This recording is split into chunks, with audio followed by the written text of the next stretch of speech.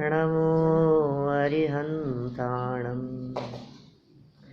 नमो सिद्धाणं नमो आयिरियाणं नमो वज्रायाणं नमो लोये सव्यसाऊणम्।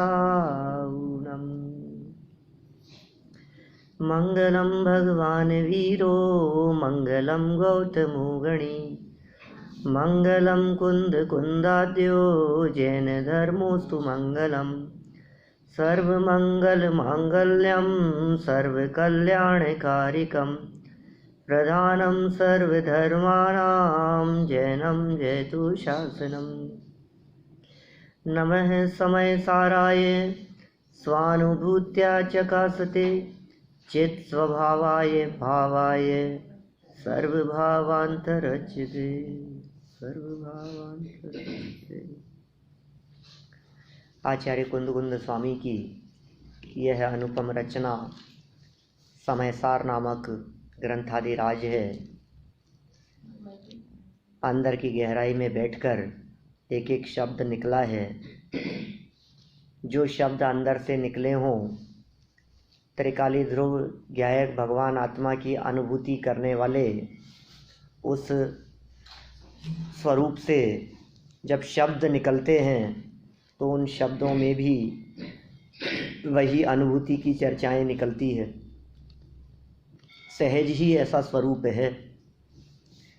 समुद्र किनारे से आने वाली हवाएं उस समुद्र को स्पर्श करके आती हुई अपने आप ही शीतल हो जाती है, अपने आप ही ठंडी हो जाती है। क्यों? क्योंकि वो समुद्र को स्पर्श करके आ रही है हवाएं। उसी तरह से त्रिकाली ध्रुव गायक भगवान आत्मा को स्पर्श कर आने वाली पर्याय भी अपने आप ही आनंद से सराबोर हो जाती है, आनंद रस से भर जाती है। ऐसा ही स्वरूप है उस पर्याय का। जिसने अपने स्वभाव का अवलंबन लिया हो कुछ लंबे काल के लिए, वो व्यक्ति तो परमात्मा बन ही जाते हैं। और जो अंदर में अवलंबन लेकर बाहर निकलते हैं, उनके बाहर वाणी में भी वही चर्चा, वही आनंद की चर्चा, वही अनुभूति की चर्चा प्रस्फुटित हुए बिना नहीं रहती। उनकी लेखनी के माध्यम से, उनके शब्दों के माध्यम से। ये वीतरागी संत हैं जिनके माध्यम से ये बात कही जा रही है। ये वीतरागी संत, ये भावलिंगी संत जो अनुभव के अलावा दूसरा कोई काम ही नहीं है। सर्व आडंबर, सारे जगत जंजाल इनसे जो मुक्त हो चुके हैं और स्वभाव में ही निमग्न रहते हैं। अब क्या ज़रूरत थी उनको ये सब लिखने की? ये सब जो शब्द रचना की गई है, ये सब शास्त्र लिखे हैं, क्यों लिखे आखिर ये सब? तो कहा लिखे नहीं हैं, सहज हो गए हैं। क्या लिखने के लिए नहीं लिखे हैं। अपने आप ही जब उपयोग अंदर से बाहर आता है तो जो प्रवृत्ति और जो क्रिया दिखाई देती है, हम कह सकते हैं कि वो सब सहज ही शास्त्र रचना स्वरूप है, उपदेश स्वरूप है। जैसे अपना हाथ किसी रस से भरी हुई चीज़ में जाए, मान लो गुलाब जामुन है, रसगुल्ले बनाए हैं, रस भरा है उसमें और रसगुल्ले हैं, हाथ उसमें जाएगा और हाथ से हम उसको निकाल रहे हैं एक बर्तन से दूसरे बर्तन में, तो हमारे हाथ से उस रस के टपके गिरे बिना नहीं रहेंगे, है ना? ऐसा होगा ना, गिरेगा कि नहीं? एक कुछ टपके तो गिरेंगे रस के। ऐसे ही जिनका उपयोग रूपी हाथ त्रिकाली द्रव्य रूपी रस से भरे हुए पात्र में, बर्तन में गया, उपयोग रूपी उंगलियां अंदर उस बर्तन में गई। अब उपयोग रूपी उंगलियां जब उस आनंद रस से उसका स्वाद लेकर जब बाहर निकलती हैं, तो वो जो रस था स्वभाव में, वो बाहर झलके बिना नहीं रहेगा। इसलिए वही आनंद इन पंक्तियों में झलकता हुआ दिखाई देता है। वही अनुभूति की चर्चा, वेद विज्ञान की चर्चा जो वन खंड में रहते हुए, जंगल की गुफा में रहते हुए इन भावलिंगी संतों के हृदय में वर्तती है, वही उनकी लेखनी के माध्यम से ये गाथाओं के रूप में, टीकाओं के रूप में हमारे सामने आ गई है। कल हमने 181, 82, 83 नंबर की गाथा की कुछ चर्चा की है। यहाँ पर मूल चर्चा तो संवर की है।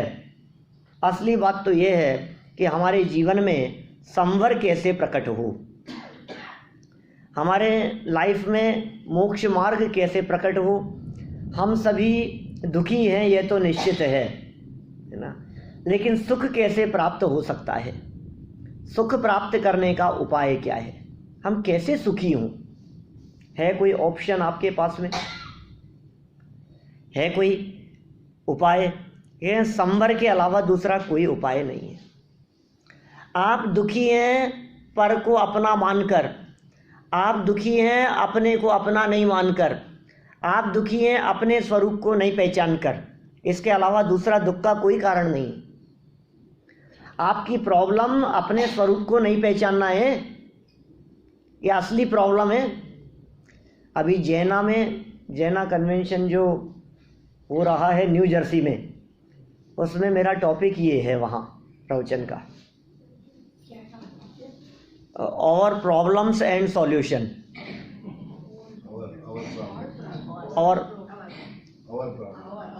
और प्रॉब्लम्स एंड सॉल्यूशन,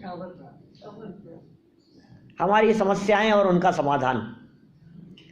जितनी समस्याएं आपकी अपनी दिखती हैं, वो सारी की सारी समस्याएं, जितनी भी समस्याएं हैं, उन सब समस्याओं को एक शब्द में यदि हम कहें तो हम कह सकते हैं, भूल आपको भरमतवादी। अपने आप को भूल करके समस्याएं हैं। इसको यदि बोलचाल की भाषा में कहें तो घर से बाहर निकले और परेशानियों का सिलसिला शुरू हो गया।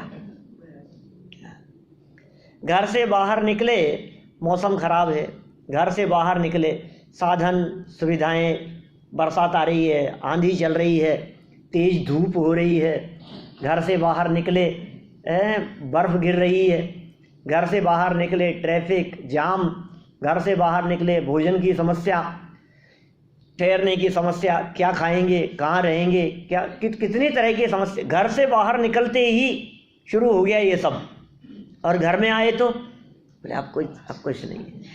क्या अनादिकाल से अपने घर से बाहर घूम रहा है, इसे अपने घर की खबर नहीं, अपने स्वरूप को पहचानना ही नहीं इसने।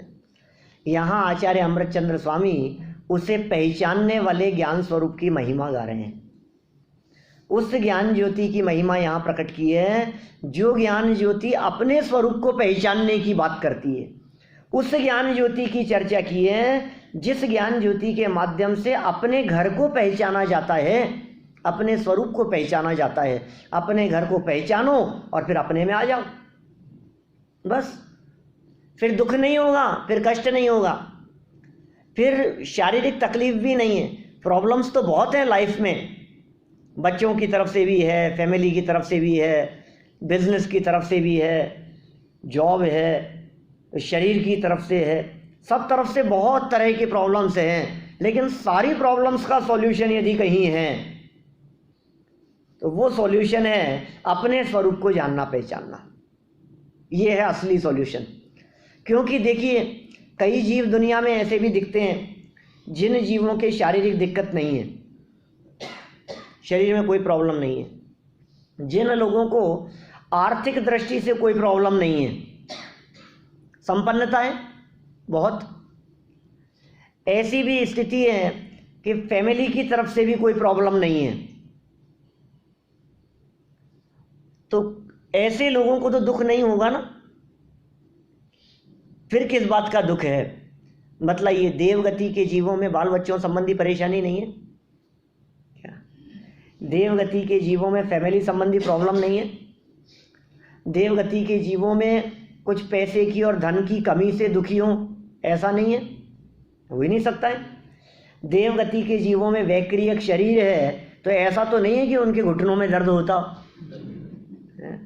उनकी कमर दर्द होती हो, या देवगति के जीवों में कुछ हार्ट की प्रॉब्लम हो, नहीं है ना ये दुख। तो तो फिर दुख किस बात का है? फिर वे दुखी है या नहीं? अब कौन सा दुख बच गया? क्या अब कौन सा दुख बच गया ये बताओ? अब जो दुख है उस दुख का नाम क्या है? अपने स्वरूप को भूल। जो विमानवासी हूं थाए, सम्यक दर्शन बिन दुख पाए। क्या वैमानिक देव भी होवे, विमानवासी भी होवे, तो सम्यक दर्शन के बिना दुखी है। दुख का कारण सम्यक दर्शन है। सम्यक दर्शन नहीं होना, क्या ये दुख का मूल कारण है। और यहाँ सुखी होने के लिए ये उपाय बतला रहे हैं। एक बार आप ये भेद विज्ञान करो कि तुम कौन हो और पर कौन है। अपने और पराये को पहचान लो। और अपने और पराये को पहचानने के लिए जो चीज़ चाहिए, जो टूल्स चाहिए, वो हमारे पास में अवेलेबल है। कि साहब कैसे पहचानूंगा, मेरे पास तो है ही नहीं, ये काम कैसे करूंगा? आपसे कहा एक चीज़ लिख दो, बोले हमारे पास तो कॉपी भी नहीं है, पेन भी नहीं है, मैं कहाँ लिखूंगा, मेरे से तो नहीं हो सकता है। हमने कहा साहब आप यहाँ आ जाओ। नहीं मैं कैसे आऊँगा, मेरे पास कोई साधन नहीं है, गाड़ी नहीं है, क्या करूँ, कुछ कैसे हो सकता है, ये तो पॉसिबल नहीं है। तो फिर आप एक काम कर सकते हैं कि ये सीडी है, ये सुनना, कि नहीं मेरे पास प्लेयर नहीं है, कोई साधन नहीं है, इसको कैसे सुनाया जाता है, मैं नहीं कर सकता हूँ। तो ऐसे ही हमने कहा कि तुम अपने आप को जानना। जैसे कहा नहीं मैं नहीं जान सकता। अरे नहीं, अब इसके अंदर कोई तेरे पास में बहाना नहीं है, क्योंकि जो जानने का टूल है वो ज्ञान, वो तेरे पास में है। बस खत्म बात। अब तो कोई बहाना नहीं बना सकता है, मैं क्या करूं, मेरे पास में गाड़ी नहीं है, मेरे पास में मोबाइल नहीं है, मेरे पास में साधन सुविधा नहीं है, कुछ नहीं चाहिए, बाहरी एक भी चीज नहीं चाहिए। किसके लिए? आत्म अनुभव के लिए। मैं और मेरा ज्ञान, बस काम हो गया। अपने ज्ञान के माध्यम से अपने स्वरूप को जानना है। लेकिन अपने स्वरूप को तो क्या करना? सबसे पहले करना भेद विज्ञान। कैसे किया जाता है वो भेद विज्ञान? किससे भेद विज्ञान करना? भेद विज्ञान क्या शब्द है प्रदीप भाई? भेद विज्ञान। विज्ञान माने होता है जानना, विशेष रूप से जानना। और भेद माने जो एक में एक नहीं है, जो अलग अलग हैं, जिनमें भेद ऑलरेडी है, बस उनको विशेष रूप से पहचानना, उसका नाम है भेद विज्ञान। कितना सिंपल है। भेद करना नहीं है, छांटना नहीं है, अलग अलग नहीं करना है, असॉल्टिंग नहीं करनी है आपको मिली हुई चीज़ों में। है सब सेपरेट है, सब अलग अलग ही है। ज्ञान अलग है, दर्शन चारित्र आदि अलग अलग हैं, निर्मल पर्याय, विकारी पर्याय, आत्मा के प्रदेश, आत्मा के गुण, रागादिक विकार और ज्ञान की पर्याय सब अलग अलग है, सेपरेट है सब। लेकिन मिला हुआ देखता है, ये प्रॉब्लम है। सारी प्रॉब्लम क्या है? मिला हुआ देखना, ये मिलावट, ये तकलीफ है। तो मिलावट करना बंद हो क्या, और अपने स्वरूप को जैसा है वैसा देखें, बस काम हो गया। कितना सिंपल काम है। अभी देखो, शरीर को और आत्मा को अलग अलग करना है क्या? आत्मा और शरीर को अलग अलग करना है कि नहीं? अलग ही है, अलग ही है। उनको क्या अलग करना है? तो फिर द्रव्य कर्म और आत्मा को अलग अलग करना है क्या? वो भी अलग ही है। अच्छा, भाव कर्म और आत्मा तो एक ही है, वो भी अलग अलग हैं। ये यहाँ इस प्रारंभिक गाथाओं के अंदर इन्होंने बात कही है कि भाव कर्म और आत्मा ये दोनों भी दो है, अलग अलग चीजें हैं, एक नहीं है। राग द्वेष काम क्रोध आदि के विकारी भाव, ये विकारी परिणाम, ये अलग हैं, ये न्यारे हैं, ये भिन्न हैं। और मैं इनसे न्यारा निराला भिन्न तत्व हूँ। जिसने ऐसा पहचान लिया, उस ज्ञान ज्योति का हम अभिनंदन करते हैं, उसका अभिनंदन समारोह करते हैं हम। किसका? क्योंकि वो महिमा है उसकी, उस ज्ञान की महिमा है। सब कंटिन्यू यही बात की है।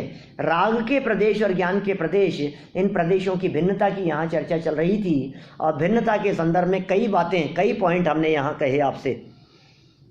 राग और ज्ञान को भिन्न भिन्न जानने के, कैसे जाने? एक तो पॉइंट ये कह सकते हैं हम कि राग विकार है और ज्ञान स्वभाव है। अलग अलग हुए, एक विकार और एक स्वभाव, दो न्यारी न्यारी चीज़ें। दूसरी बात करो, विकार चारित्र गुण की पर्याय है और ज्ञान ज्ञान गुण की पर्याय है। जानना ज्ञान गुण की पर्याय है और क्रोधाधिक विकार चारित्र गुण की पर्याय है। ये दूसरा अंतर हो गया, दोनों पर्याय अलग अलग है।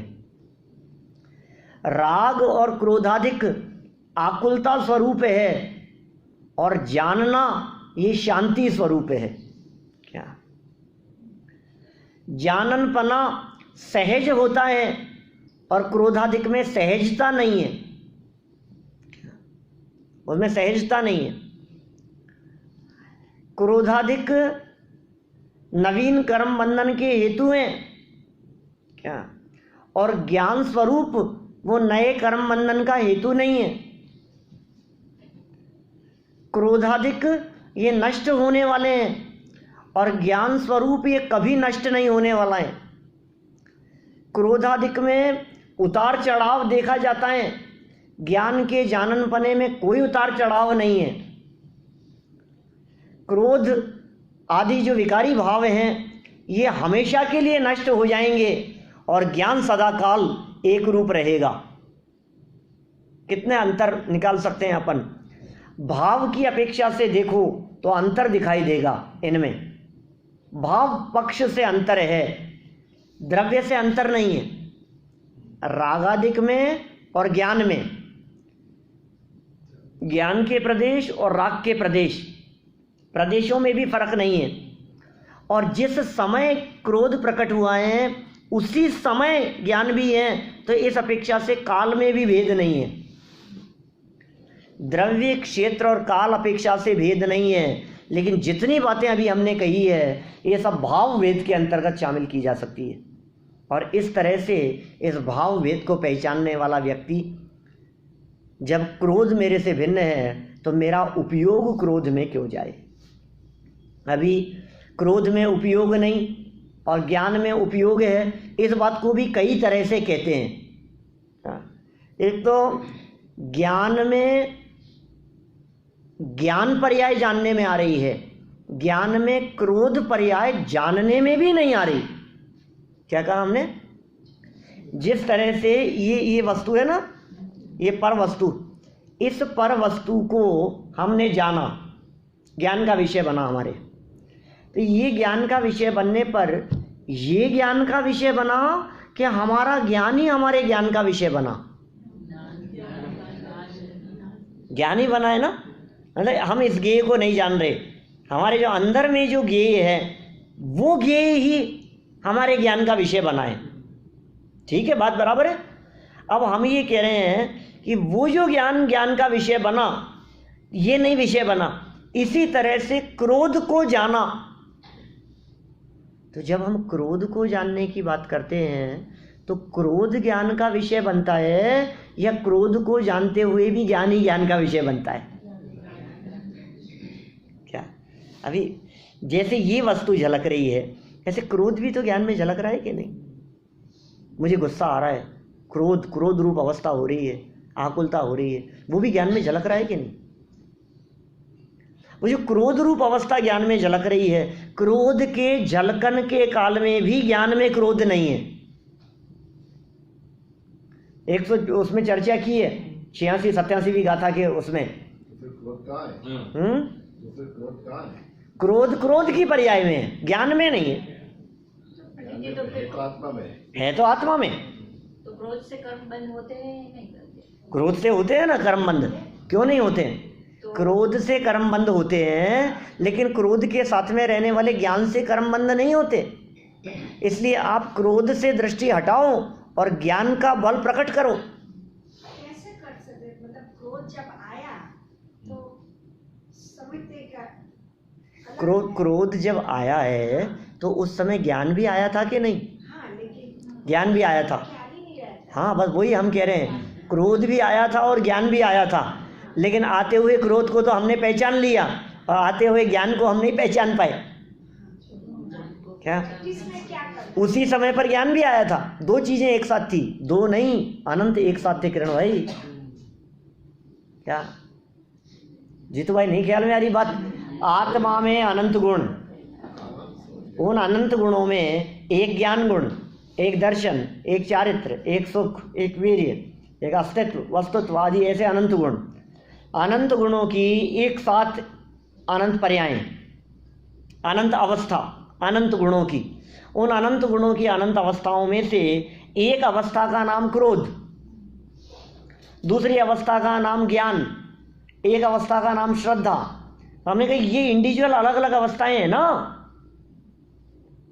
अनंत गुणों की सबकी अलग अलग अवस्थाएं ना, सब एक साथ आइए ना हमारे वर्तमान में। जी जब क्रोध आएगा तब क्रोध की पर्याय विल ओवरटेक ज्ञान की पर्याय, इसका मतलब वही हुआ ना? नहीं, उसने ओवरटेक नहीं किया।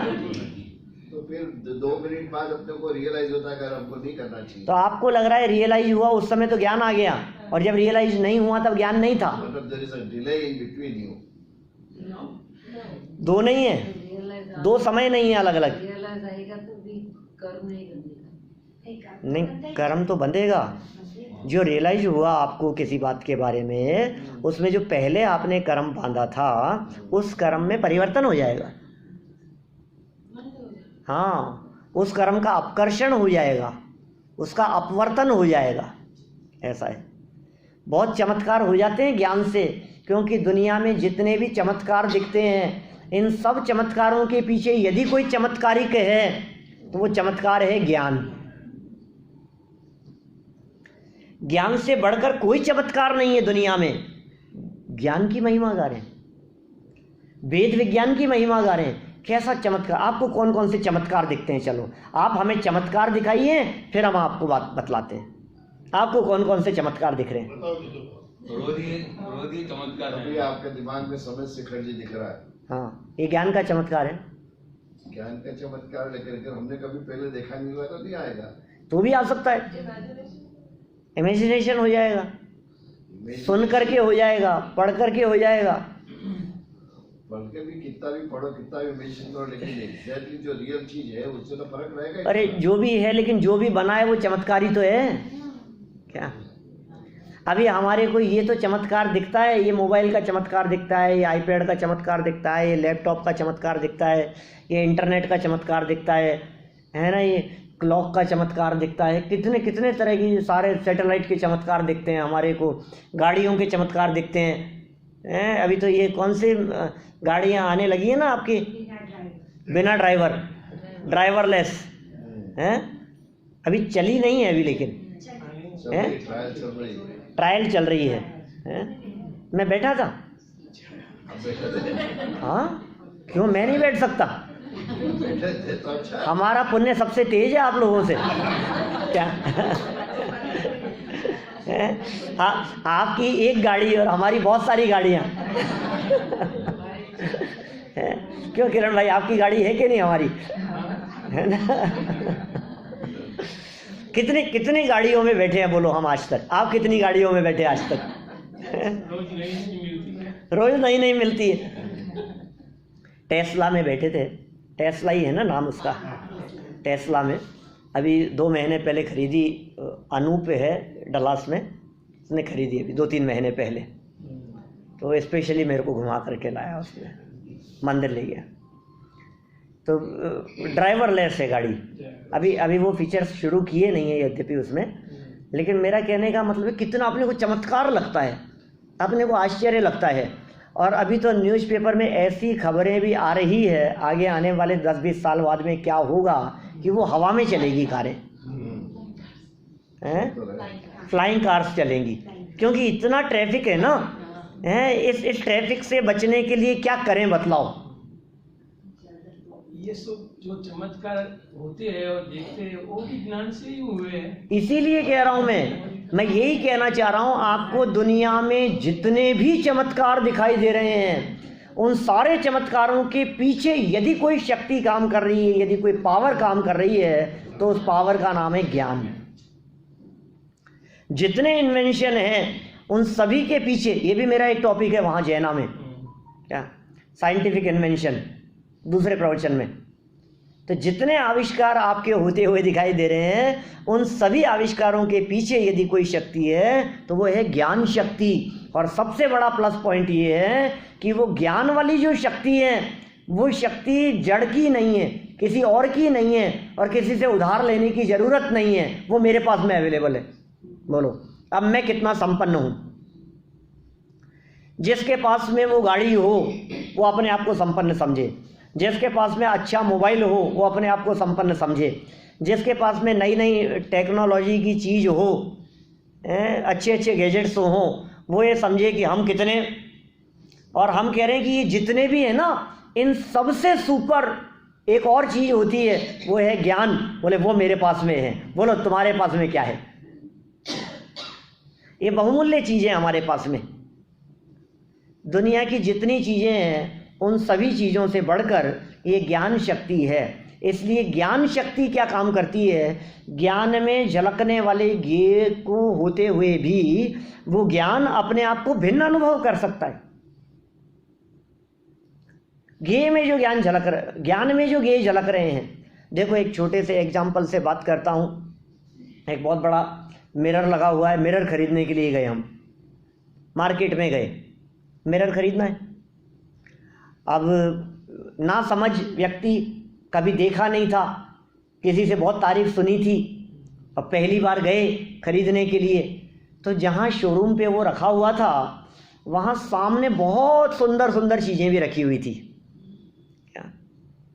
क्योंकि ऐसा ही करते हैं ना, उन सबको जो मिरर की क्वालिटी दिखाने के लिए, अच्छा दिखाने के लिए, उसको सुंदर दिखाने के लिए उसके सामने भी बहुत अच्छे अच्छे सामान रखे हुए थे। तो जैसे ही इसने देखा, इधर तो लगा है मिरर, मैं खड़ा हूँ यहाँ, वहाँ मिरर लगा है और सामने बहुत सारी चीज़ें रखी हुई है, और यहाँ से देखते ही इसको तो इतना सुंदर लगा क्या, तो पसंद करके तुरंत ऑर्डर कर दिया, भेज दो हमारे यहाँ। घर आ गया, घर आकर के खोला और देखा तो उसमें तो वो सब था ही नहीं जिनको देख करके पसंद किया था। बोले ये तो गलत माल भेज दिया हमारे को, ये तो डुप्लीकेट चीज़ भेज दी है, हमने ये नहीं पसंद किया था। कि साहब यही पसंद किया था आपने, यही थी वो चीज़? कि नहीं, बिल्कुल नहीं, वो तो कितने सुंदर सुंदर डिजाइन थी उसमें। कि सुन भाई, यदि तो उसमें झलकने वाली डिजाइनों पर मोहित होता रहेगा तो राग द्वेष हुए बिना नहीं रहेंगे, तुझे दुखी होने से कोई नहीं बचा सकता है। और झलकने के काल में भी, सामने सुंदर वस्तुएं झलकने के काल में भी, यदि तुम उस मिरर को उस झलकने वाली वस्तुओं से भिन्न देखते हो तो तुम मिरर का सही निर्णय कर पाओगे। ऐसे ही ज्ञान में झलकते हुए ज्ञेय होने पर भी उन ज्ञेयों से भिन्न यदि ज्ञान स्वरूप को आप देख पाओ तो ये आपकी विशेष कला होगी, जिस कला को वेद विज्ञान की कला कहते हैं, जिसे ज्ञान कला कहते हैं। जिस व्यक्ति ने इस कला से उस ज्ञान दर्पण को देखा है, वो ज्ञान में चाहे अच्छे पदार्थ झलक रहे हों, चाहे ज्ञान में खोटे पदार्थ झलक रहे हों, अनुकूल परिस्थितियां झलक रही हो या प्रतिकूल परिस्थितियां झलक रही हो, दोनों ही प्रकार की परिस्थितियों में न राग होता है न द्वेष होता है। आपको ज्ञान की क्वालिटी देखनी है या आपको ज्ञान में झलकने वाले ज्ञेय देखने हैं? वो अनजान व्यक्ति, वो नादान व्यक्ति उस मिरर को और झलकने वाले ज्ञेयों को मिला के देखता है, इसलिए उसे दुखी होने से कोई नहीं रोक सकता, उसके मिलावट करके देख रहा है। मोक्ष मार्ग प्रकाशक के शब्द हैं, ज्ञेय मिश्रित ज्ञान का अनुभव करता है। अनुभव तो ज्ञान का ही कर रहा है, ज्ञानी भी और अज्ञानी भी, आवाल गोपाल सबको सुलभ अनुभव में आ रहा है। अमृतचंद्र आचार्य कह रहे हैं सबको सुलभ अनुभव में आ रहा है, अनुभव में तो ज्ञान ही आ रहा है, किंतु एक मिलावट करके देख रहा है और जो ज्ञानी है वो मिलावट से बिना देख रहा है। ये भेद विज्ञान का काम है साहब, मिलावट से रहित देखेंगे तो काम होगा, और मिलावट करके देखेंगे तो सुखी नहीं हो पाएंगे। अनादिकाल से यही मिलावट चल रही है। पर वस्तुओं को तो ये जीव छूता भी नहीं है, पर पदार्थों को तो स्पर्श भी नहीं करता, पर वस्तुओं को तो टच भी नहीं करता है। पर से क्या लेना देना है? पर पदार्थों के और हमारे बीच में तो अत्यंत अभाव है। कितना? थोड़ा बहुत अभाव नहीं, अत्यंत अभाव है। जिनसे मेरा अत्यंत अभाव है, बस उस अत्यंत अभाव को पहचानना है, हो गया काम। कितना सरल है। अब क्रोध में और ज्ञान में लगा लो, ये प्रदेश भेद बतला रहे हैं यहाँ। यद्यपि शब्दों में यहाँ प्रदेश भेद शब्द का प्रयोग किया है और उसे आधार आधेय संबंध के माध्यम से सिद्ध भी किया है, उसे बतलाया भी है, लेकिन उसे भाव अपेक्षा से ही इस बात को समझना चाहिए। ठीक है ना। तो ये सब बातें इस गाथा के अंतर्गत कही गई। और फिर जब हम आगे बढ़ते हैं तो ऐसी सुंदर चर्चाएं आती है कि भाई अग्नि से तप्त स्वर्ण पण निज स्वर्ण भाव नहीं तजे। आगे इसी का आगे वर्णन करते हुए, इसी का विस्तार करते हुए 184 185 इन गाथाओं में ये क्या बात कह रहे हैं। 184 185 मैं गाथा पढ़ता हूँ।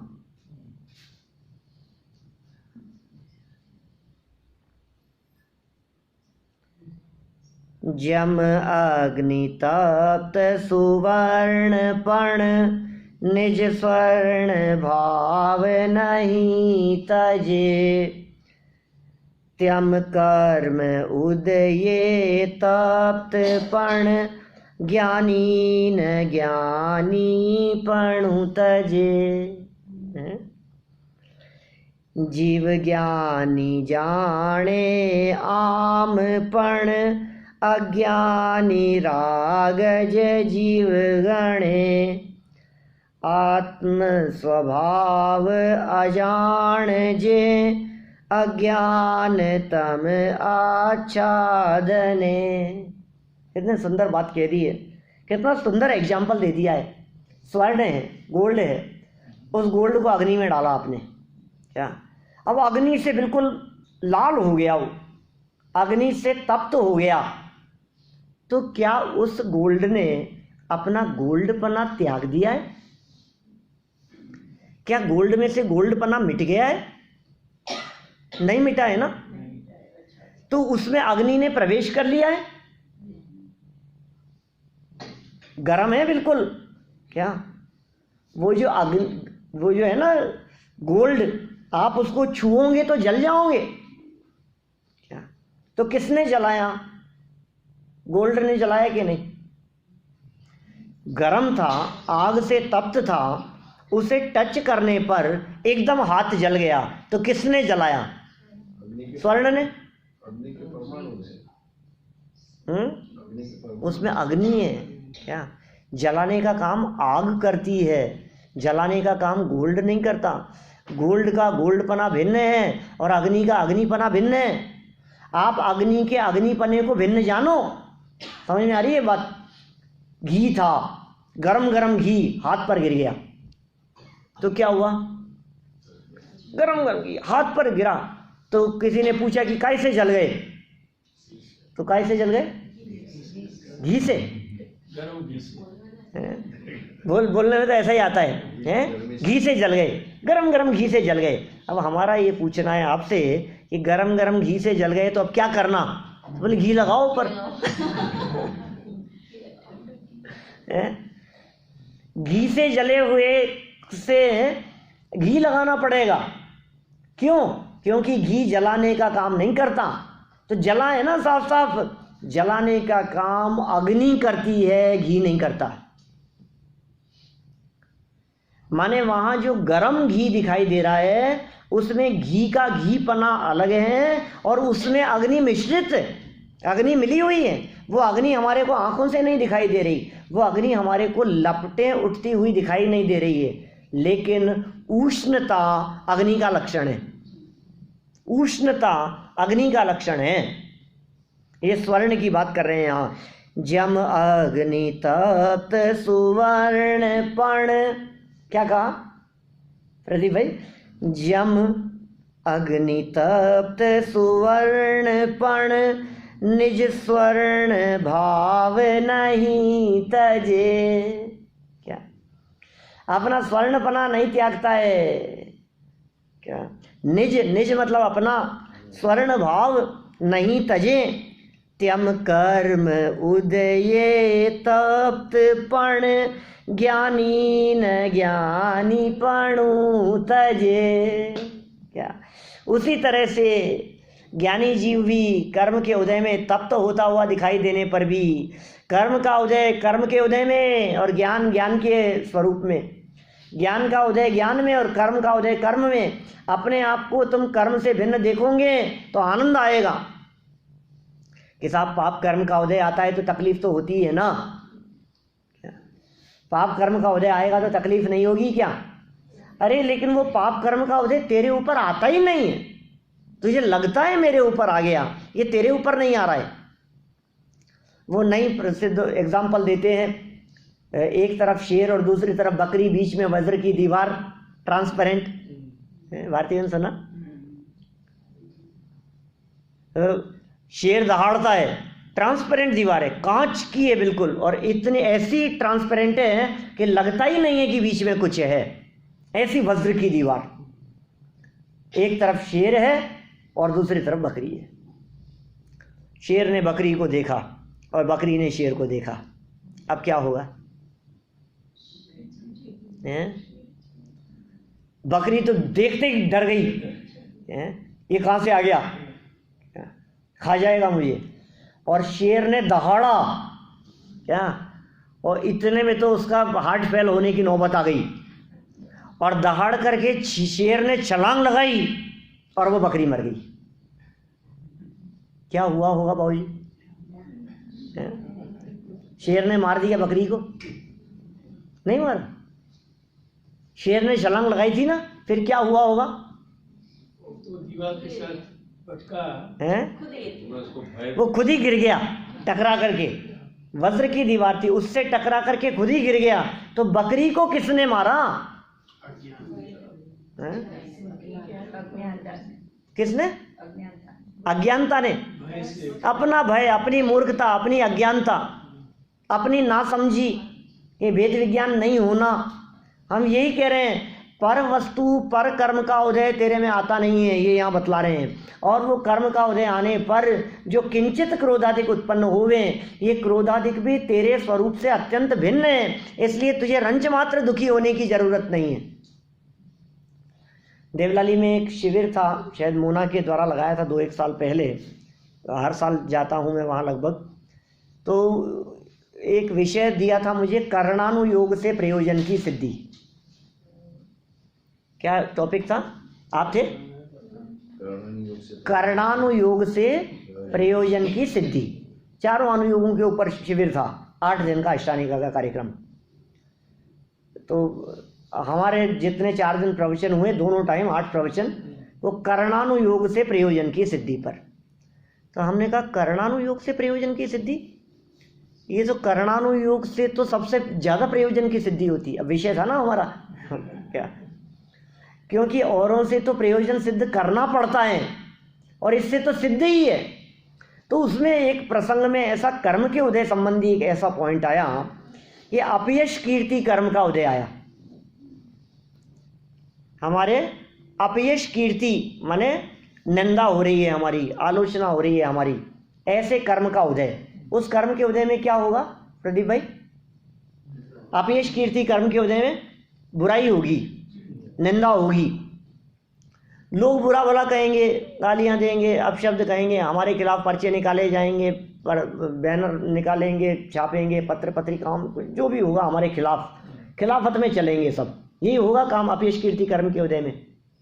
अच्छा, अब मैं एक बात पूछता हूँ जीतू भाई, हम यहाँ बैठे हैं और बाहर कोई व्यक्ति हमारी बुराई कर रहा है,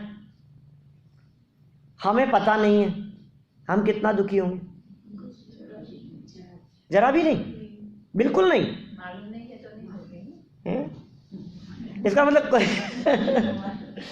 कोई व्यक्ति हमारी कितनी भी बुराई कर रहा हो, वो जो बुराई हो रही है हमारी समाज में, वो हमारे अपयश कीर्ति कर्म के उदय से है या नहीं? अपयश कीर्ति कर्म का उदय तो है ही। अच्छा, अपयश कीर्ति कर्म का उदय, लेकिन हमें पता नहीं है तो हम दुखी नहीं हैं, ठीक है? और हमें पता लगा कि लोग कितनी बुराई कर रहे हैं तो हम, अब क्या हुआ? दुखी हो गए। अब हम ये कह रहे हैं भैया सुन, जो जिस तरह से बाहर तेरी बुराई चल रही थी तुझे पता नहीं था तो तू दुखी नहीं था ना। अब हम ये कह रहे हैं अपयश कीर्ति कर्म के उदय को आने दे, क्या किसी भी कर्म के उदय को आने दे, तू उसकी तरफ देखना बंद कर दे तो तेरे को कहाँ तकलीफ है बता। क्या इम्पॉसिबल कैसे कह रहे हैं आप? इम्पॉसिबल नहीं कह सकते। क्या आप उसे कठिन जरूर कह सकते हैं, जटिल कहिए, बहुत मुश्किल है ये कहिए। इम्पॉसिबल इसलिए नहीं कहा जा सकता है कि हमारे पास में एक दो नहीं, अनंत ज्ञानी पुरुष हैं जिन्होंने इसको पॉसिबल करके दिखाया है। क्या पिता ने वनवास की घोषणा की क्या, और हंसते हंसते मुस्कुराते हुए निकल गए। बोलो अब ये कैसा इम्पॉसिबल लग रहा है इसमें आपको? कोई तकलीफ नहीं हुई उनको। ज्ञानी लोग ऐसे ही होते हैं। एक एक ज्ञानी के जीवन में देखेंगे आप तो इस तरह की घटनाएं आपको खूब मिलेंगी। बस कितना सिंपल उपाय है। ज्ञान में जो झलक रहे हैं, अभी देखो ज्ञान में झलक रहे हैं कि ये मुझे गालियां दे रहा है।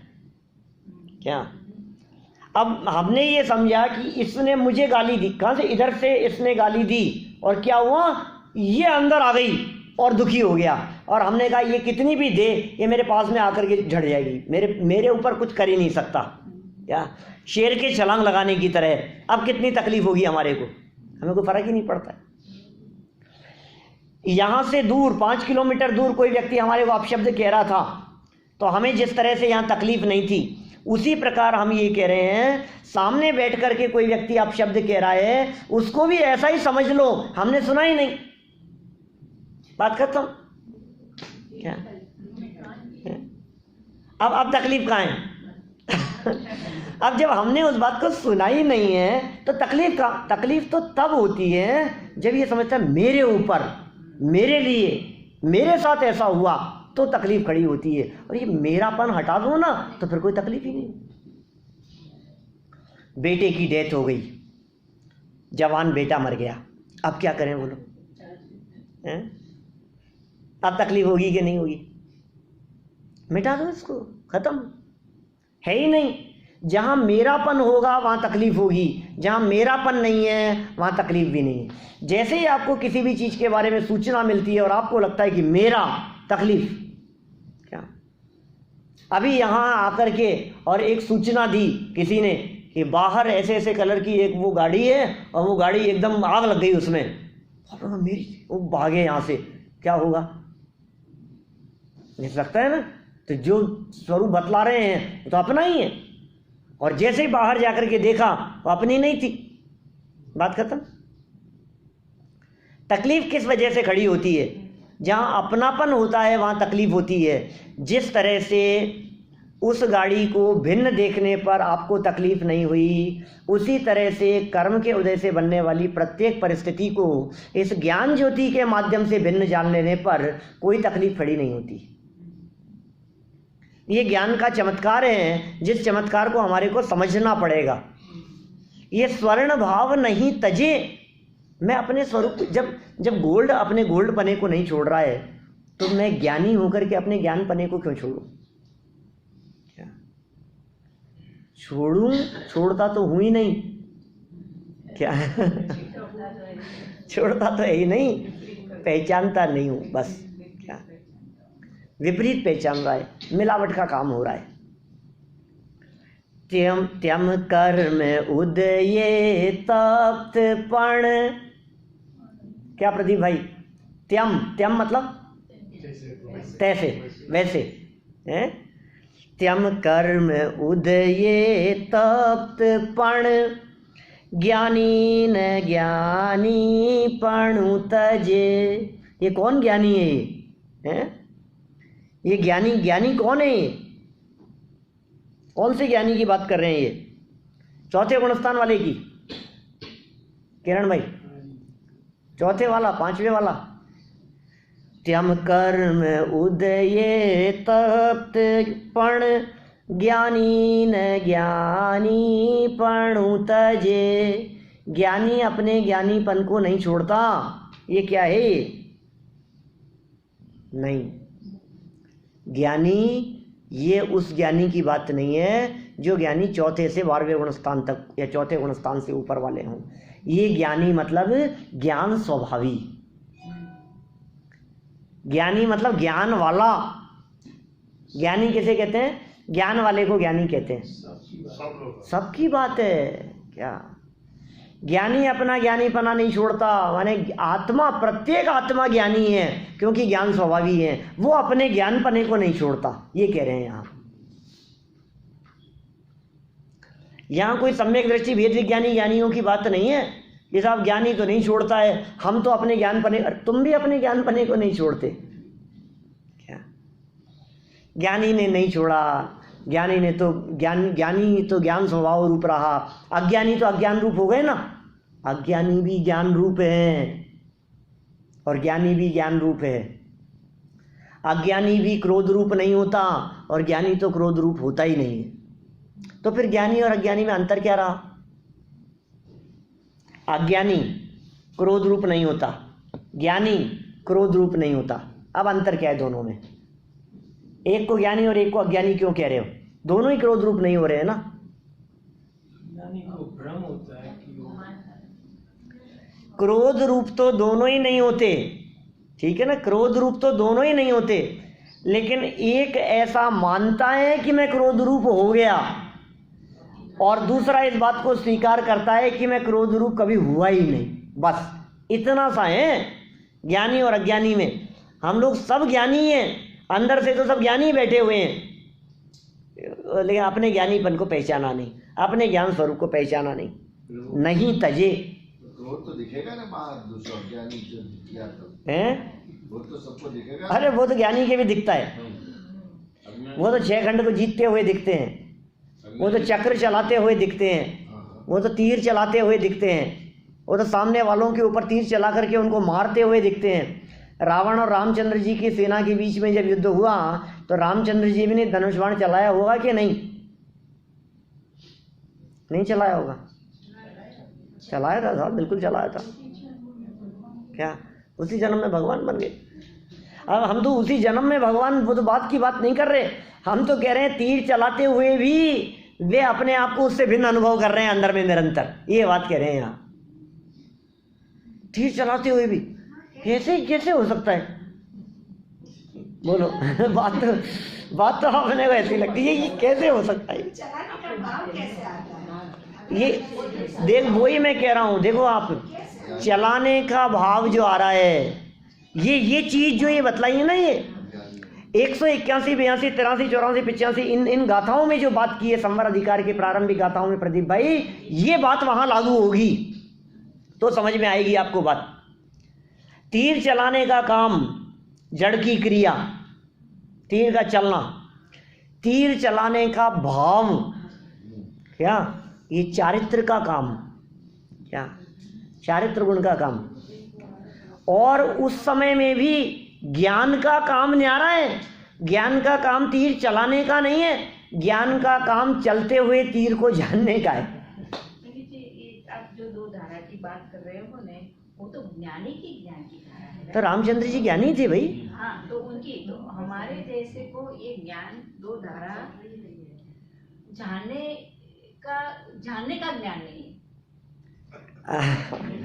बस हमारे ज्ञान में ये बात नहीं है कि हम ज्ञान से उसको अलग नहीं कर पा रहे हैं, इतना है। वेद विज्ञान नहीं कर पा रहे, प्रैक्टिस नहीं, प्रैक्टिस करनी चाहिए, ऐसे ही है। बस प्रैक्टिस करनी चाहिए, सारा काम प्रैक्टिस का है। क्या मुझे मालूम चला भी, शायद आप ही ने बतलाया कल रात को, बारिल जी कह करके गए थे, वो इतना समय तो दो कम से कम, क्या इतना तो आपको टाइम देना ही पड़ेगा, इतनी प्रैक्टिस तो आपको करनी ही पड़ेगी। आप यदि किसी भी फील्ड में सफल हैं तो आपने उसके लिए कितनी मेहनत की है, कितने साल लगाए हैं, कितने सालों तक आपकी वो प्रैक्टिस और अभ्यास चला है। तो ये ऐसे ही हो जाएगा क्या यहाँ? इसमें भी इतना टाइम देना पड़ेगा, इतनी मेहनत करनी पड़ेगी, एक एक कंसेप्ट को समझना पड़ेगा धीरे धीरे। कोई भी व्यक्ति नया आकर के बैठा और 5 दिन में निर्णय लेना चाहे तो कैसे निर्णय लेगा? न गुणस्थान जानता है, न मार्गण स्थान जानता है, न जीव समाज जानता है, न पर्याप्तियों की चर्चा जानता है, न उपयोग की चर्चा उसको समझ में आती है। ज्ञान दर्शन क्या होते हैं, शक्तियाँ क्या होती है, जीवत्वादी क्या होती है, षट कारक क्या होते हैं, निमित्त उपादान क्या होते हैं, 4 अभाव क्या होते हैं, बातें तो आएगी ना, ऐसे सामान्य गुण क्या होते हैं। घूम फिर करके जब चर्चा हुई, अरे पता नहीं क्या क्या बातें करते हैं, तो एक बार समझ भैया, पूरी फिलॉसफी को समझो एक बार, तब तो बात समझ में आएगी। और आप बिना समझे यदि कुछ भी बात करोगे तो नहीं होगी समझ में। प्रैक्टिस, कितना कठिन काम है गाड़ियाँ बनाना, गाड़ियाँ चलाना, क्या भोजन बनाना, सच में सो हार्ड। क्या मैंने अपने लाइफ में कभी नहीं काम किया कुछ भी, क्या मुझे नहीं मालूम क्या, लेकिन देखता हूँ तो कितना भारी काम है। तो कितने तरह के मसाले और कितने तरह की क्या कितना डालना है, क्या उसी में उलझे रहो। एक चीज़ बनाने में कितनी तरह की चीज़ें, इसको ऐसा और इसको ऐसा है। थोड़े से मैं अमेरिका आ जाऊँ पंडित जी।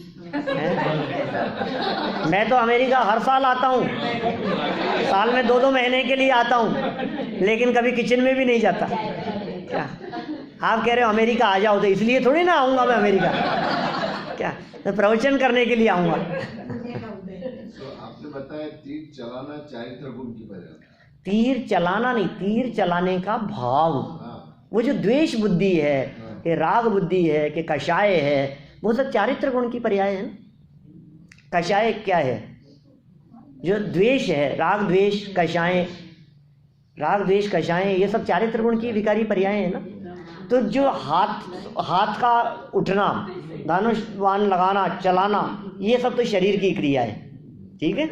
इस शरीर की क्रिया के साथ साथ में, ये शरीर की प्रवृत्ति के साथ साथ में अंदर दूसरा काम चल रहा है, वो है राग की क्रिया और एक है ज्ञान की क्रिया। प्रत्येक जगह पर 3 चलती है। बस क्या कहा हमने? सब जगह पर 3 काम हो रहे हैं, 3 धारा चल रही है। 3 धारा क्या कहें, 3 काम हो रहे हैं एट ए टाइम। तीनों को भिन्न भिन्न पहचानो। एक जड़ की क्रिया, एक राग की क्रिया और एक ज्ञान क्रिया। शरीर की जितनी अवस्थाएं हो रही है, जितनी उठापटक हो रही है, रोग है, बीमारी है, तकलीफ है, घर गृहस्थी, महल मकान, खाना पीना, नहाना धोना, सब कुछ ये सब क्या है?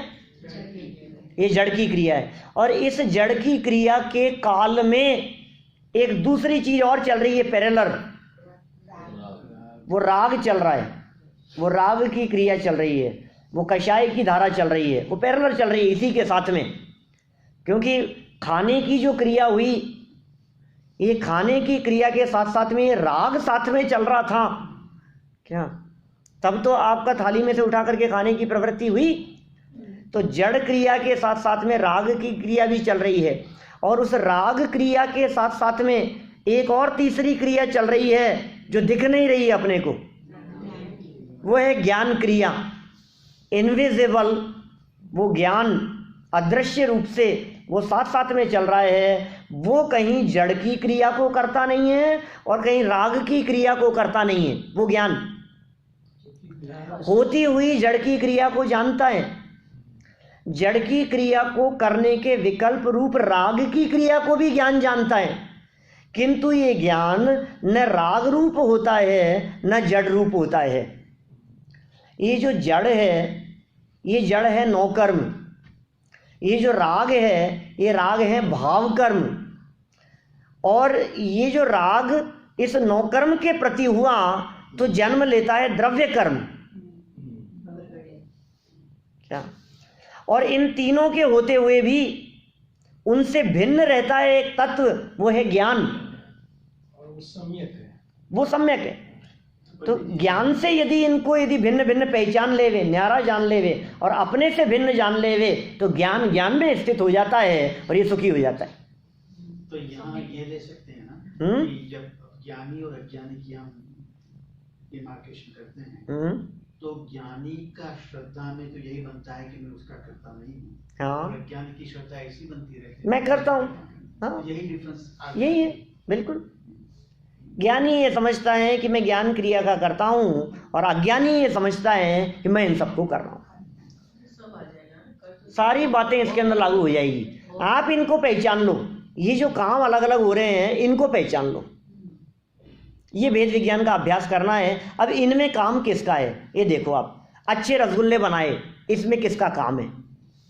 ये किसका काम है? इसमें किसकी क्रिया है? अच्छे रसगुल्ले बनना, क्या अच्छे बनना कि खराब बनना, ये क्रिया किसकी है? बोले जड़ की क्रिया है। रोटी बनाई आपने, आप बनाते? सब हम बनाते हैं। अच्छा आप बनाते हैं क्या? वो जड़ की क्रिया है, आप तो बनाने का राग मात्र करते हैं, आप बना नहीं सकते हैं। 2 रोटी एक जैसी नहीं बन सकती, बोलो पॉसिबल है क्या? एक रोटी बनाई, दूसरी भी वैसी बनाओ, बना सकते हैं? सेम वैसी, मशीन में भी नहीं बनता। सेम वैसी नहीं बना सकते हम। उनकी साइज बराबर नहीं होगी, दोनों रोटियों की साइज बराबर नहीं होगी, दोनों रोटियों की शेप बराबर नहीं होगी, दोनों का वेट सेम नहीं होगा क्या? दोनों के सिकावट जो होगी उसकी वो भी सेम नहीं होगी, टेस्ट भी सेम नहीं होगा, लेकिन हम पकड़ नहीं पाएंगे क्या?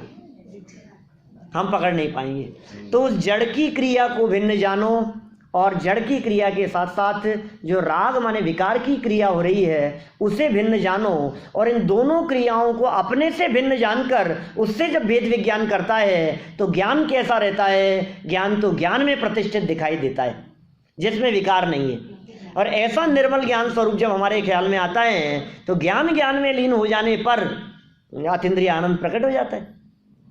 बस ये सिंपल विधि है, बहुत कठिन नहीं है, काम बहुत सरल है। सरल इसलिए भी है क्योंकि करने को कुछ है ही नहीं सरल इसलिए, करना तो कुछ भी नहीं है, सिर्फ जानना है। कि साहब जानना भी बहुत भारी काम है, कि वो भी भारी काम इसलिए नहीं है क्योंकि अनादि से जानने के अलावा कुछ किया ही नहीं है, इसलिए वो भी भारी काम नहीं है। कि साहब कोई किसी काम के लिए हमने कहा कि साहब ये आपको काम करना है, कि ठीक है साहब मैं करूँगा, लेकिन ये बतलाओ मैं कर पाऊँगा कि नहीं कर पाऊँगा, या क्या काम क्या होगा हमारा? कि वही होगा जो तुमने आज तक किया है। क्या आज तक तुम जो काम करते रहे हो वही काम करना है। एक व्यक्ति आया, मुझे सम्यक दर्शन की प्राप्ति करनी है, क्या काम करना पड़ेगा? देखो भाई मेरे को कुछ आता नहीं है, मैं तो कंप्यूटर ही चलाया है आज तक, या और दूसरे काम किए, मैं ये पता नहीं कर पाऊँगा कि नहीं। कि तुम चिंता मत करो, तुम्हारे को सम्यक दर्शन की प्राप्ति के लिए वही काम करना है जो काम तुम्हारे को करने की प्रैक्टिस है। बोले फिर तो कर लूँगा मैं। बोले क्या काम करने की प्रैक्टिस है तुम्हारे को? कि अनादि काल से तुमने सिर्फ एक ही काम किया है, वो है जानना, और सम्यक दर्शन की प्राप्ति के लिए तुम्हें वही काम करना है कि जानना, बस हो गया काम। ये किसको जानना है? निज को निज, पर को पर जान, फिर दुख का नहीं लेश निदान। निज को निज और पर को पर, इतना सा मात्र जानना है, समझ लीजिए अपना काम हो जाएगा। तो ये पूरे अधिकार में इसी तरह की बातें कही है। आगे की गाथाएं भी अपन पढ़ेंगे और कल कोशिश करेंगे, क्योंकि कल आगे नंबर आ ही गया है 186 का। हम 186 की चर्चा करेंगे, फिर परसों कुछ आगे के कलश की चर्चा करेंगे। ये संवर अधिकार पूरे ग्रंथ का प्राण है, बेस है, बहुत महत्वपूर्ण अधिकार है। ये संवर का स्वरूप समझना, संवर भी करना नहीं है, संवर भी करना नहीं है, संवर तो होता है, संवर को जानना है। संवरमय है आत्मा, आत्मा स्वयं संवरमय है, उपयोग में उपयोग है। ये ऐसा नहीं कह रहे हैं उपयोग में उपयोग लाना है, क्या उपयोग में उपयोग लाना नहीं है, उपयोग में उपयोग है, बस उसे पहचानना है। उसे पहचानने वाले ज्ञान की महिमा है। हम सभी के हृदय में ऐसा ज्ञान प्रकट हो, ऐसे स्वभाव का अवलंबन हो, और अल्प काल में वो जो संवरमय स्वभाव है वो पर्याय में भी प्रकट हो जाए, अतीन्द्रिय आनंद प्रकट हो जाए, आनंद रस के झरने झरने लगे, मोक्ष मार्ग शीघ्र ही प्रकट हो जाए, अल्पकाल में मुक्ति की प्राप्ति हो, दुखों का अंत हो जाए। इसी भावना से हम बात को यहीं विराम देते हैं। निज निधि निज में बताई, यह अनंत उपकार है, इसके लिए जिन वाणी माँ को वंदना शत बार।